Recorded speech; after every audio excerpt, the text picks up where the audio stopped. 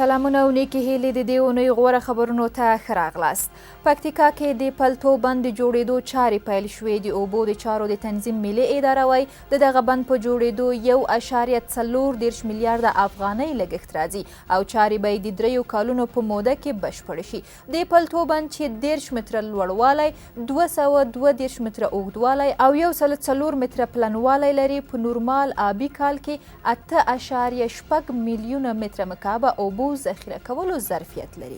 د کندز سپین زر فابریکه خپل فعالیت بیا پیلوي. دا تصدي تر ډیره د غوړیو او صابون جوړولو په برخه کې فعالیت کوي چې د کورنیو جګړو پر مهال زیانمنه شوي وه. ځایي چارواکي وایي د دغه فابریکې د بیا فعالېدو لپاره د $120,000 په ارزښت ماشینونه پیرودل شوي دي. د چارواکو په وینا دغه 15 نوي ماشینونه په 24 ساعتونو کې د 10 ټنو غوړیو تولید ظرفیت لري. د ننګرهار ولایت په دور بابا ولسوالۍ کې د 550,000 یورو په لګښت یو ښوونځی جوړ او ګټې اخیستنې ته وسپارل شو. ځایي چارواکي وایي دغه ښوونځی د ساینسي مضامینو مجهز لابراتوار، د 22,000 ټوکه لرونکو مجهز کتابتون، د لمریزې برېښنا شبکه، کمپیوټر خونه، ورزشي میدانونه، 400 متره د احاطې دیوال او نور اړین ملحقات شامل دي. لوګر کې د 24 میلیونو افغانیو په لګښت د پلالم ښاروالۍ ادارې ودانۍ جوړه شوه. لوګر والي محمد اجمل شاپور وایي دغه ودانۍ د 15 اداري خونو سربیره د یو میلمستون، د غونډو تالار او د نورو اړینو برخو درلودونکی ده چې په 4 پوړونو کې د 1 کال په موده کې جوړه شوې. شاپور زیاتوي چې د دې ودانۍ د جوړېدو ټول لګښت د ښاروالۍ د پراختیایي بودیجې څخه ورکړل شوی دی.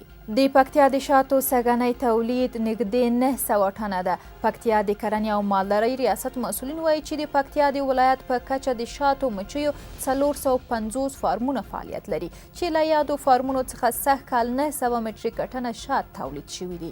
د مسؤلینو په وینا د شاتو مچیو پر روزونکو د درملو ویشل او هغوی ته د روزنې ورکول د شاتو د تولید زیاتوالی عمده لاملونه دي.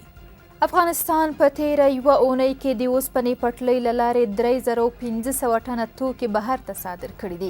د اوسپنې پټلۍ اداره وایي چې دغه توکي د حیرتان، مزار شریف، خواف، هرات او تورغونډۍ اوسپنې پټلیو تمځایونو څخه بار او ترکیې، ایران، ازبکستان او قزاقستان ته استول شوي دي.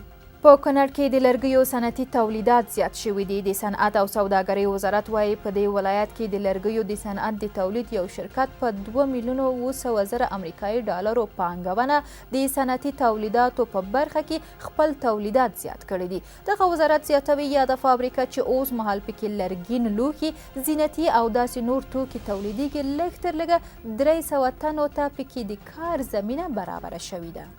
لغمان کې د 14 میلیونو افغانیو په ارزښت د ډاکټر محمد ظاهر په نوم جوړ شوی تفریحي پارک ګټې اخیستنې ته وسپارل شو. د مهترلام ښاروال انجینیر نظیف الله الکوزی وایي دغه پارک په 15 جریبه ځمکه د 1.5 کال په موده کې جوړ شوی دی. په ننګرهار کې د خصوصي سکتور په همکاري د 4 میلیونو ډالرو په لګښت د تازه میوو او سابو یو مارکیټ جوړ شو.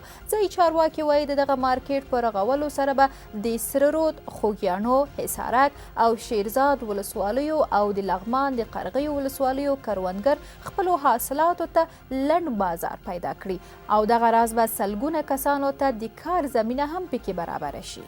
په تخار ولایت کې سږ کال 80 ټنه ګبین تولید شوي دي. د کرنې او مالدارۍ وزارت وایي تخار کې د 8 ټولنو په اډانه کې د شاتو مچیو 400 فارمونه شته چې د شاتو 9,000 صندوقونه پکې دي فعالیت کوي.